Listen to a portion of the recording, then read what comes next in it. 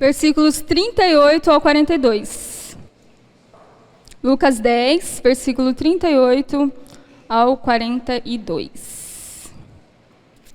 Amém? Fica à vontade, se quiser colocar de pé, se não, pode permanecer sentado. Diz assim a palavra do Senhor. E aconteceu que, indo eles de caminho, entrou numa aldeia. E certa mulher, por nome Marta, o recebeu em sua casa. E tinha esta uma irmã, chamada Maria, a qual, assentando-se também aos pés de Jesus, ouvia sua palavra. Marta, porém, andava distraída em muitos serviços. E aproximando-se, disse: Senhor, não te importas que minha irmã me deixe servir só? Diz-lhe, pois, que me ajude. E respondendo Jesus disse: Marta, Marta, estás ansiosa e afadigada com muitas coisas, mas uma só é necessária. E Maria escolheu a boa parte, a qual não lhe será tirada. Amém? Feche seus olhos. Pai, nós te louvamos, Senhor. Nós engrandecemos o teu santo nome. Nós agradecemos pela oportunidade de estar na tua presença, para ouvir, Senhor, sua palavra que nos cura, que nos liberta, Senhor.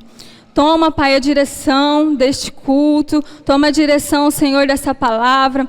Que o Senhor venha tocar aqui cada coração. Que o Senhor venha quebrar toda a barreira da mente, todo impedimento, Senhor.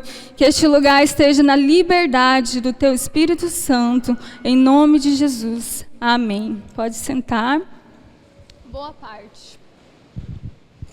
Então, nós precisamos aqui entender o texto. O texto fala aqui de Marta, Maria e Lázaro, né? Que Jesus, ele tinha uma amizade com Marta, Maria e Lázaro. Eles eram irmãos. Então Jesus, por algumas passagens da Bíblia, a gente vê que Jesus frequentava Betânia, essa aldeia que fala, a palavra fala aldeia. Então Jesus frequentava a casa desses irmãos, porque eles eram amigos próximos, né? Então Jesus estava sempre por ali. E numa ocasião, Jesus estava ali. A palavra fala que ele visitou a casa de uma certa mulher, né, que Lucas está relatando que ele visitou a casa de uma certa mulher, que no caso aqui é Marta. Então, por quê? Naquele contexto social do primeiro século, Marta era dona de casa. Como nós podemos entender isso? Marta provavelmente ela era viúva, ou irmã mais velha, mas é bem mais provável que ela seja viúva, porque as leis daquela época, a mulher não podia ser dona da sua casa, se ela fosse casada ou se ela tivesse um filho, homem. Então, por ela ser dona da casa, então subtende-se que ela era viúva. Então, Jesus estava ali na casa de Marta. E, provavelmente, ele estava com os seus discípulos. Então, Marta, ela estava ali servindo, preparando talvez um jantar, algo desse tipo, para em torno de 16 pessoas. Entre Lázaro, os 12 discípulos e Jesus. E ela estava ali muito ocupada. A palavra fala que ela estava, servindo, estava cozinhando, estava limpando.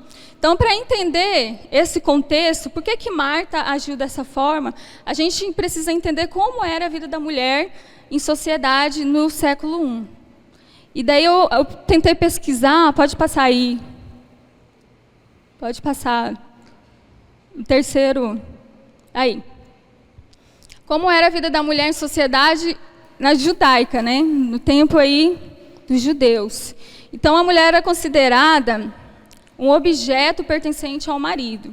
Não tinha nenhum direito diante de um juiz, né? Como eu acabei de falar, ela não podia ter sua própria casa, não podia ter bens. Então, todo o seu contexto estava ligado a um homem, a um marido, ou a um pai, ou um irmão mais velho. A mulher era obrigada a ser fiel ao matrimônio, porém o marido não tinha os mesmos deveres matrimoniais. Não podia ser contemplada por outro homem, ou seja, vista, não poderia ser olhada, nem abordada, nem mesmo uma simples saudação. Então, a gente entende aqui que a mulher, por se cobrir toda, né, naquela época, o tempo ali judeu, eu acho que até hoje ainda tem isso. Então, Então era mais um cuidado, né? Porque já que ela não poderia ser vista por ninguém, não poderia ser cumprimentada, então ela precisava se tampar, né? Ela precisava vestir roupas que não evidenciassem sua beleza, nem o seu corpo, nem o seu rosto. A mulher ocupava uma posição inferior ao homem, até mesmo na esfera espiritual.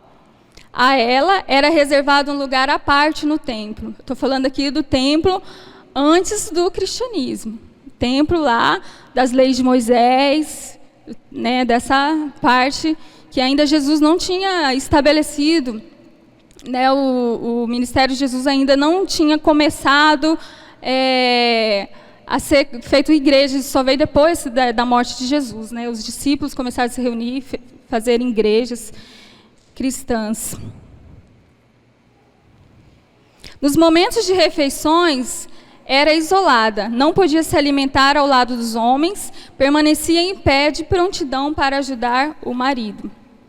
Legalmente, estava submetida a todas as punições civis e penas imagináveis, sujeita até mesmo à pena capital.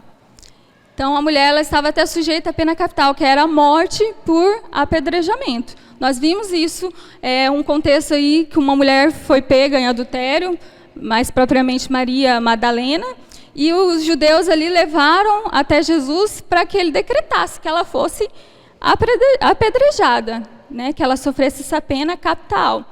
Então, era assim mesmo que funcionavam as coisas. Então, diante de tudo isso, nós podemos entender por que Marta agia daquela forma. Ela estava cumprindo as regras, ela estava cumprindo as imposições sociais que era dada para ela, né, que era imposta. Então, Marta estava ali fazendo os seus deveres de prontidão para atender, né?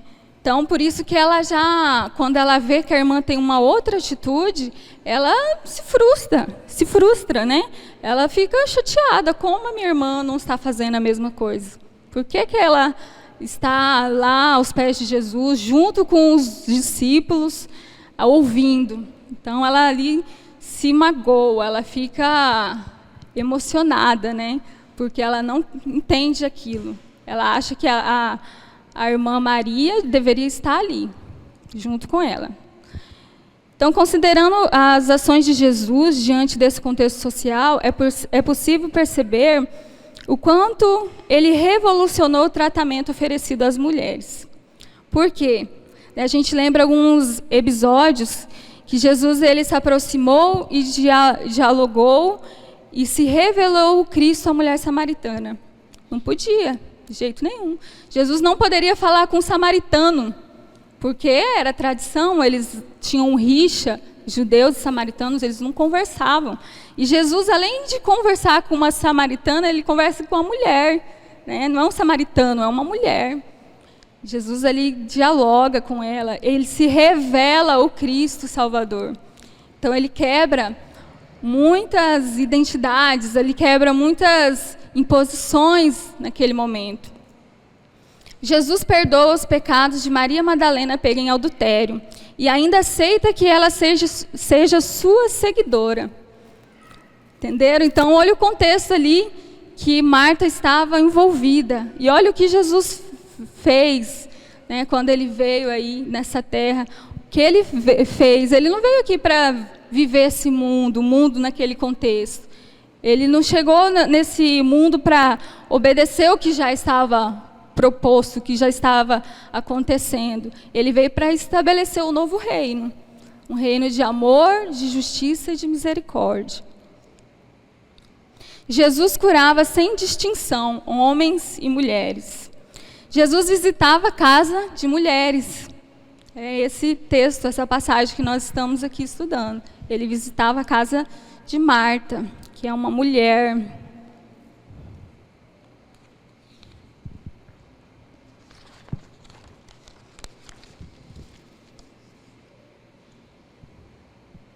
Jesus recebia adoração e serviço de mulheres.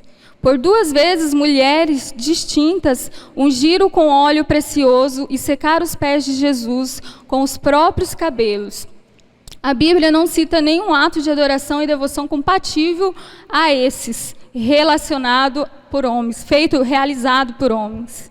Então ali Jesus recebia adoração, Jesus recebia o serviço das mulheres, tanto é que ele tinha discípulas, tinham mulheres que iam se convertendo e iam seguindo Jesus, assim como os discípulos, assim como os homens. Então toda a sociedade ele ficava alvoroçada. Os judeus não aguentavam mais, perseguiam Jesus até para a morte. Então o interesse realmente dos judeus era matar Jesus, porque ele chegou revolucionando toda uma ideologia, todo um tratamento que as mulheres tinham naquele tempo. Porém, Maria, que é a irmã, ela conhecia o Cristo que ela servia. Ela ignorava qualquer rotulagem, posição social, para desfrutar dos simples e profundos ensinamentos de Jesus. Nota-se, pois, que Maria estava sentada próximo de Jesus e seus discípulos, com seus ouvidos atentos. Marta, porém, se escandaliza. Então, qual é a diferença entre as irmãs? Marta, ela estava vivendo ali o que era imposto, o contexto. Ela estava ali obedecendo, fazendo tudo da forma que era normal, que era comum. Porém, Maria, como ela conhecia Jesus, ela sabia quem ela estava servindo. Ela tinha intimidade. Ela sabia que ela podia chegar ali, se assentar próximo de Jesus e ouvir atentamente, que ela não ia ser repreendida por isso. Então, essa é a diferença. As duas eram cristãs, as duas amavam Jesus. Porém, são atitudes diferentes. Quando Marta questiona a posição de Maria, é notável o desconforto emocional dela. Então, aí nós precisamos entender que a mulher, o seu emocional é complicado, né? A gente sabe, a gente tem dificuldade para lidar com o nosso emocional, né? Quando nós temos algum problema interno, emocional, quando a gente fala, quando já está por aqui, né? No caso, o mesmo caso que aconteceu com Marta. Ela já estava ali aprisionando suas emoções, quando ela solta, ela já fala algo assim, a ponto de questionar o próprio Jesus. Né? Ela fala ali, Jesus, como você aceita algo assim? Peça que ela venha e me ajude. Olha, né, olha a imposição. Querendo que Jesus, Jesus, faça como eu quero aqui. Porque isso não está certo. Como você vai aceitar algo assim? Então, assim, o emocional dela estava abalado. Talvez ela não mediu palavras ali para falar com o próprio Jesus, né? Marta servia, né? Ela estava ali servindo, estava ajudando. Isso não é bom? Logo eu que falo tanto em serviço. Não é bom? Claro que é, servir é bom. Mas ela servia por obrigação. Ela não sentia nenhum prazer nisso. Naquele momento, o servir para Marta estava sendo um peso. Ela não queria estar ali naquele momento, ela queria realmente, talvez, estar ali também ouvindo, mas ela não conseguia se libertar daquele contexto. Ela não conseguia estabelecer uma intimidade com Jesus a ponto de se sentar ali próximo, independente de qualquer situação, independente do que o povo ia pensar, do que os discípulos iam pensar. Então, servir é muito bom, é importante. Só que ele precisa ser feito com amor, com dedicação, com prazer. Marta também era cristã e amava Jesus. Na passagem da morte de Lázaro, ela declara, lá em João 11, 27, creio que tu és o Cristo, o Filho de Deus, que havia de vir ao mundo. Então, ela cria. Ela conhecia Jesus Cristo, porém ela não tinha profundidade, ela não tinha intimidade com Jesus. O que ela sabia era o que ela lia, era o que falavam para ela. Né? Nessa mesma passagem, Jesus fala que ia ressuscitar Lázaro, ela fala uma coisa assim, percebe-se que ela não entendia. Ela disse assim, eu sei que ele vai ressuscitar na ressurreição dos últimos dias, do último dia. E Jesus estava falando daquele momento, Jesus iria ressuscitar Lázaro. E ela não entendia. Jesus falou, eu sou a ressurreição e a vida. E ela ainda não compreendia. Então, para nós compreendermos a profundidade das coisas espirituais, a profundidade do que Jesus quer para a nossa vida, a gente precisa ter intimidade, a gente precisa conhecer realmente Jesus, não de ouvir falar, não do que os outros falam. Muitas vezes a gente vive pela fé do outro, porque fulano teve essa experiência com Deus, porque fulano fala que é assim, que servir a Deus é bom, porque fulano vive e é bom. Então a gente precisa ter as nossas próprias experiências com Jesus, com Deus. E Maria também servia, que às vezes a gente lê essa passagem, parece que só Marta que fazia o serviço, Maria nunca fazia. Né? Maria ela também servia. Em outra passagem também, em um jantar em Betânia, Maria se aproximou e ungiu os pés de Jesus com valioso perfume de nardo puro, e enxugou com seus cabelos. Ela investiu muito trabalho. A palavra mesmo fala que o perfume era muito caro, tinha alto preço.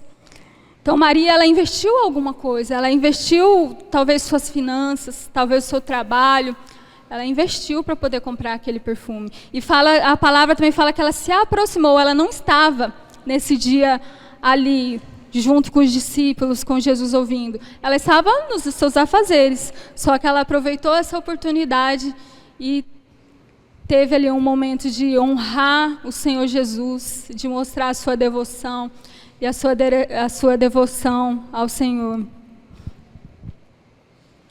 Essa passagem fica em João 12, nos versículos 1 ao 3. O problema de Marta é que ela sofria uma influência ideológica social que determinava o seu comportamento. Por isso, ela não conseguia ter profundidade espiritual, a ponto de perceber o mundo e escolher a melhor parte. Ela não conseguia escolher. É a palavra que fala, Jesus fala aqui, no versículo 42, mas uma só é necessária, e Maria escolheu a boa parte, a qual não lhe será tirada.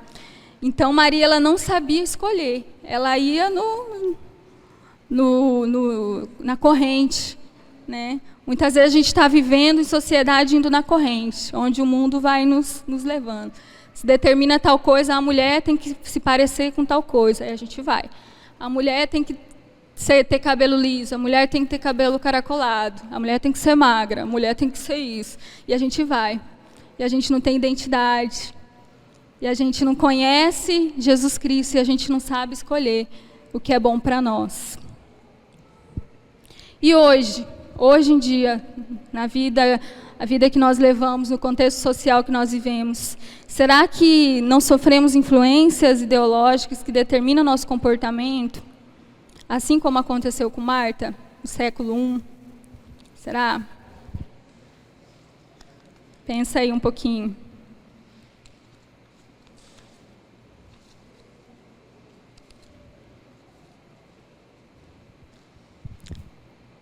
Aí já passou. Ideal de mulher do século XXI.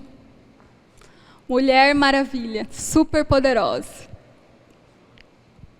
Então a mulher de hoje em dia, o que é cobrado da mulher?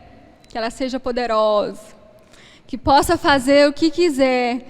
É bom nós fazermos o que quiser, sim, mas nós precisamos saber escolher. Nós precisamos saber escolher a boa parte. A mulher que nunca se cansa, a mulher do século XXI, nunca se cansa, não pode descansar. Consegue fazer tudo ao mesmo tempo. Ela consegue ser profissional, dona de casa, estudante, mãe, esposa ou namorada, capaz de exercer tudo ao mesmo tempo, várias funções. E aí, será que isso é verdade?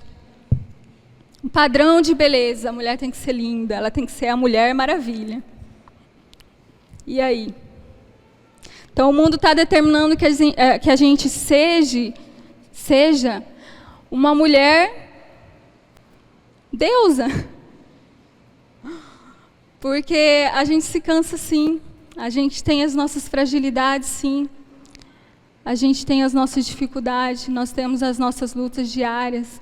Nós temos o nosso emocional, que nós mesmos temos dificuldade de lidar. Né? Tanto nas nossas questões de mulher, feminina, como de família, relacionamento em família. Então, nós temos os nossos problemas. E, às vezes, a gente vai nessa onda que a gente pode tudo, que a gente pode fazer tudo, que a gente pode ser a melhor profissional, que a gente pode ter 3, 4 faculdades, que a gente pode aprender 2, 3 línguas, que a gente ainda pode ser mãe de 4 filhos, que a gente pode ser esposa, ótima, exemplar, que a gente pode cuidar da casa, lavar roupa, limpar a casa, fazer tudo. E ainda dormir 8 horas por dia, porque a gente tem que ser linda, né? Então, tudo isso é colocado para nós. O problema é que tudo isso é uma grande mentira. Essa mulher que eu coloquei aí, ela não é real. Ela não existe. Nós existimos, nós somos reais. Então, às vezes, a gente quer ser Deus, a gente quer cuidar de tudo sozinhas. A gente acha que dá conta de tudo. Às vezes, a gente quer ser uma ótima profissional, conquistar várias coisas. De repente, você vai indo, vai estudando, vai trabalhando. Quando você percebe, você só fez isso. O relógio biológico te lembra que você não tem todo o tempo da sua vida para realizar todos os seus sonhos. Ou, às vezes, você se dedica à sua família, a se casar, a ter filhos. De repente, você vê que você precisa ser uma profissional também, porque o mundo te cobra isso. De repente, você vê que não dá mais tempo. De repente, você vê que não é o que você gosta. Mas, para você ser reconhecida, para eu ser reconhecida, a gente vai embalando. Vai nesse ritmo, né? A gente vai nessa corrente. Então, quais são os obstáculos da mulher na atualidade? Passa aí mais uma vez para mim. Dificuldade de conciliar atividades profissionais em detrimento da vida pessoal. Eu acho que é o maior monstro da nossa vida de mulher que trabalha, que tem a sua profissão. É muito difícil a gente trabalhar 8 horas por dia, chegar em casa, ter toda uma trajetória ainda. Ter toda uma casa para cuidar. Para quem tem filhos é pior ainda. Eu não tenho e já é difícil para mim. Imagina para quem tem. Então é um dilema, a mulher vive esse dilema hoje em dia, que hoje a gente pode tantas coisas, a gente quer tudo. Só que a gente, às vezes, se vê sobrecarregada. A gente vê que nós não somos a Mulher Maravilha. Nós não somos poderosa. Nós não aguentamos tudo. Nós temos o emocional frágil.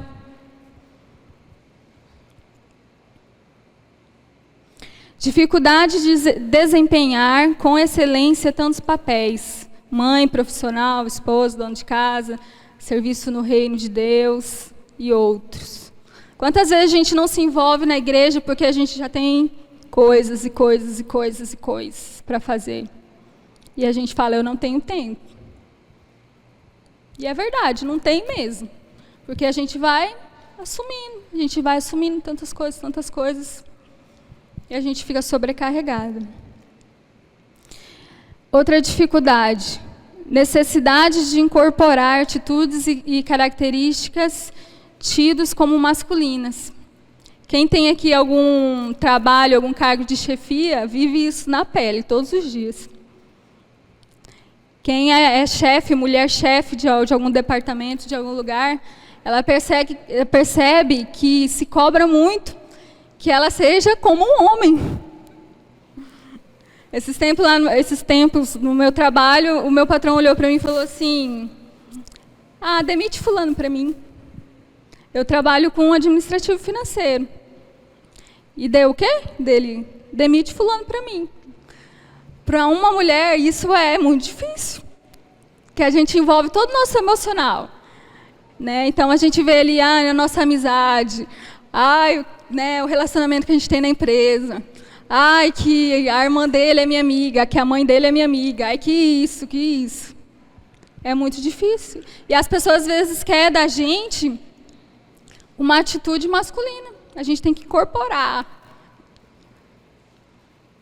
por a gente estar no mercado de trabalho, às vezes, para a gente ser valorizado, a gente tem que incorporar a figura masculina, para que as pessoas entendam que a gente pode fazer alguma coisa, que a gente pode ser gerente, que a gente pode ser líder, que a gente pode resolver problemas.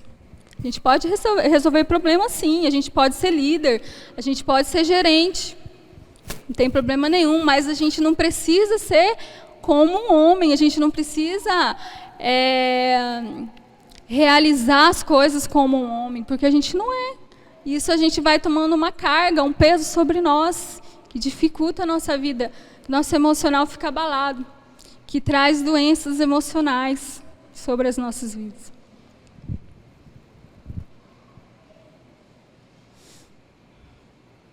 Aí eu quero falar um pouquinho do último censo da Organização Mundial de Saúde, de 2018.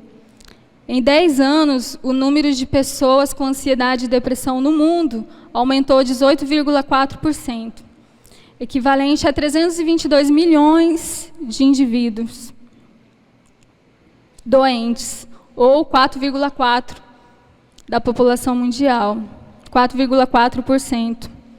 No Brasil ainda é mais assustador, tem um gráfico aí. São 5,8% da população do Brasil, está acima do mundial. Pessoas sofrendo com depressão e ansiedade. É a maior taxa em todo o continente latino-americano. E se tratar de ansiedade, o número ainda vai para 9,3% dos brasileiros. 5,8% depressão, 9,3% ansiedade. Olha o contexto que nós, mulheres, estamos vivendo. O percentual entre homem e mulher é ainda um pouco mais assustador. As mulheres com ansiedade, 7,7% do Brasil. Os homens com ansiedade, 3,6%, que é igual depressão. Homem, ansiedade e depressão é igual. Mulheres com depressão, 5,1%. É assustador. É 100% a mais do que os homens. Então, por que a mulher está sofrendo tanto? Por que a mulher está tão depressiva, tão ansiosa? Imagina aí. Existe uma carga muito grande sobre nossas vidas. E nós mesmos vamos colocando isso, né? Tudo sobre nossas costas. Quando a gente se vê, se percebe, a gente está doente. A gente está sofrendo algum mal emocional. Aí, tem uma escritora, pode passar aí mais uma vez, por favor? Tem uma escritora chamada Louise Hay, norte-americana. Ela é uma das maiores referências sobre doenças e suas causas emocionais. Ela é criadora de um método chamado Você Pode Curar Sua Vida. Ela é escritora de vários livros de autoajuda para como viver uma vida equilibrada emocionalmente. Ela já morreu, mas os livros dela ainda fazem sucesso. Então, ela ajudou e tem ajudado milhares de pessoas a se curarem. Ela mesma conseguiu se curar de câncer apenas tendo autocontrole, né, cuidando do seu emocional, protegendo, buscando o equilíbrio. O interessante, eu só vou citar ela aqui, porque o interessante, ela parte de uma ideia que todas as doenças emocionais é reflexo de um padrão de comportamento prejudicial. Então, é um padrão de comportamento que gera as doenças emocionais. E daí ela coloca aí entre eles irritação, nervosismo, baixa autoestima, complexo de inferioridade,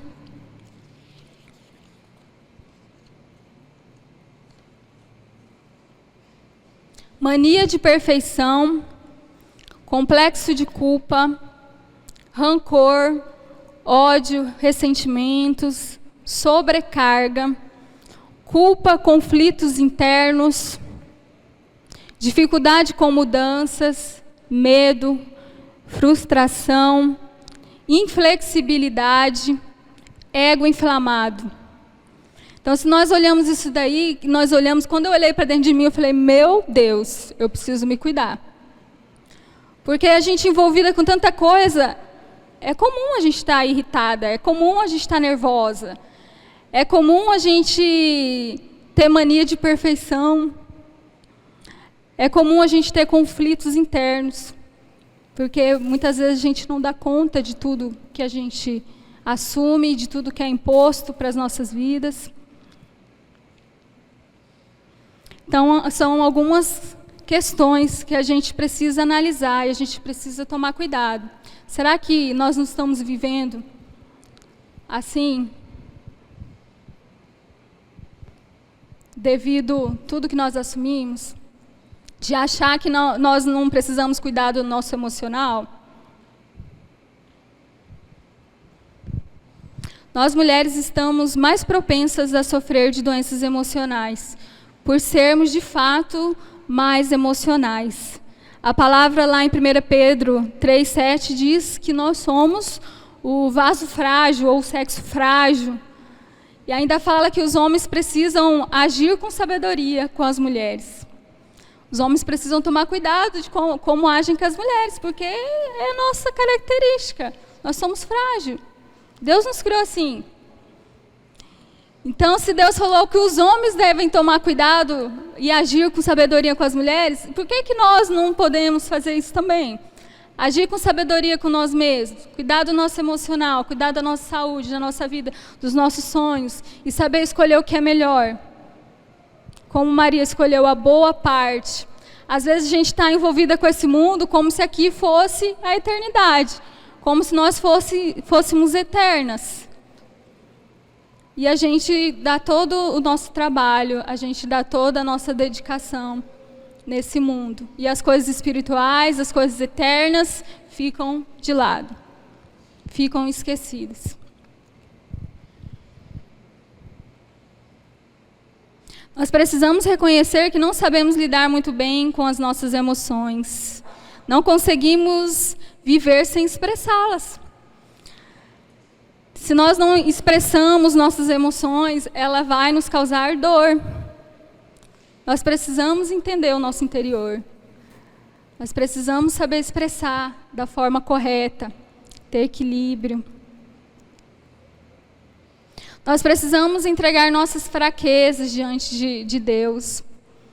As emoções, nossas emoções, nosso lado mais forte, né, que são as emoções, ela pode ser muito boa, se é usada, é entendida da maneira correta, porque Deus nos criou assim, e a palavra aí fala diversas vezes que as mulheres, elas entregaram a Jesus ali um perfeito louvor, né, um momento de adoração assim lindo, porque nós somos emocionais, e isso pode ser muito bom. E apesar de nós estarmos mais propensas a ficar doente emocionalmente, nós também estamos mais propensas a ser curadas. Porque nós entregamos nosso coração a Deus com mais facilidade. Nós conseguimos expressar, muitas vezes com lágrimas, nós conseguimos expressar ao Senhor nossas dores, nossas frustrações, nossas dificuldades. Quando nós entendemos que nós não somos deusas, que nós não podemos todas as coisas. Quando nós entendemos que nós temos um Deus Criador que pode nos ajudar, pode nos curar, nos libertar e nos fortalecer e nos ensinar, aí nós podemos ser curadas com mais facilidade.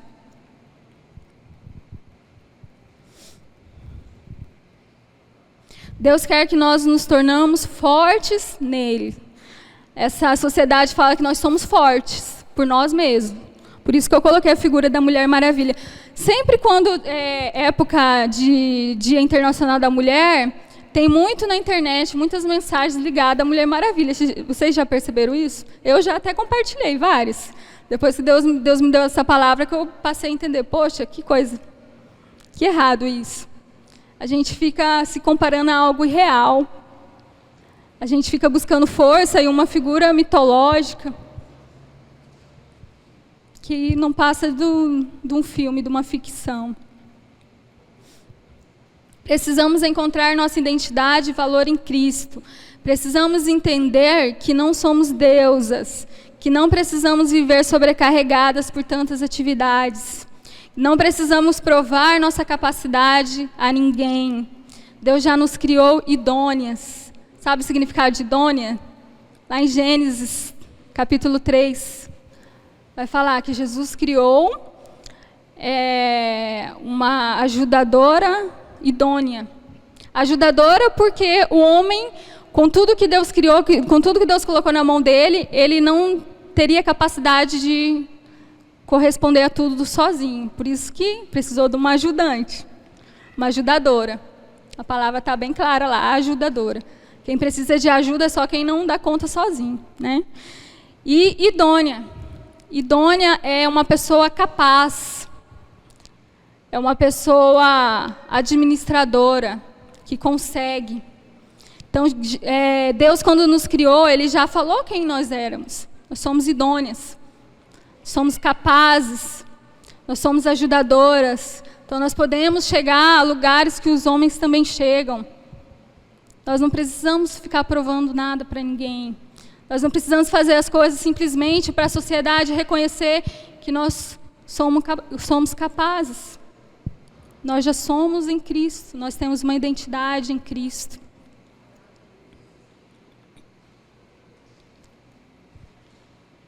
Porém, Jesus nos alerta que precisamos fazer boa escolha.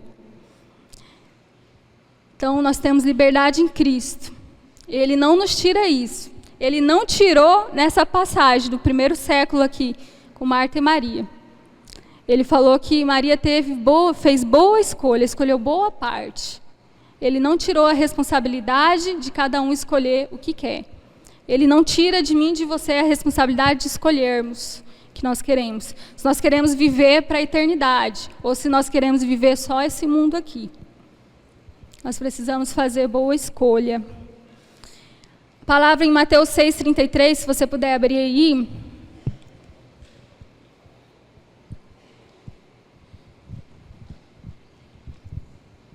Diz assim: buscai primeiro o reino de Deus e a sua justiça, e todas essas coisas vos serão acrescentadas.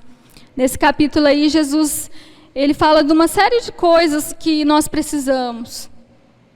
Saúde, o que nós precisamos? Roupa, nós precisamos de alimento.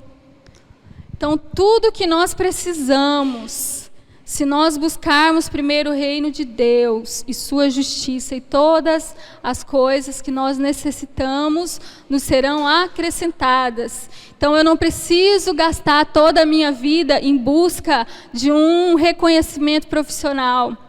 Eu não preciso gastar toda a minha vida para provar para uma sociedade que eu sou mulher e sou capaz. Eu não preciso. Porque se eu buscar primeiro o reino de Deus e a sua justiça, tudo me será acrescentado. Tudo que eu preciso. Talvez o que você precisa não é o que você sonha, o que você planeja. Acontece muito. Eu já cansei de planejar coisa e Deus me dá outra. E eu percebi que realmente foi o melhor, é o que eu precisava. Deus tem dessas coisas. Então, se eu não realizar tudo o que eu quero, tudo o que eu sonho, eu preciso me apegar a Paulo daí. Paulo diz que a graça me basta. A graça é o suficiente. Se eu escolho a boa parte, eu tenho relacionamento com Jesus, eu tenho profundidade, eu tenho espiritualidade.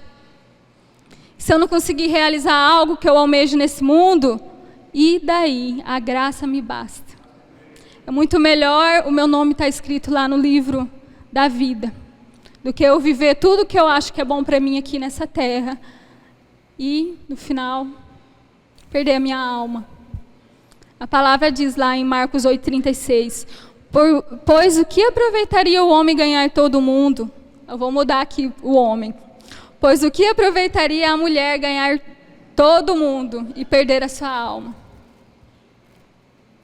Então, como Marta estava aqui tão ocupada, com tantos afazeres, naquele tempo, no século I, olha que a mulher nem trabalhava fora, nem estudava.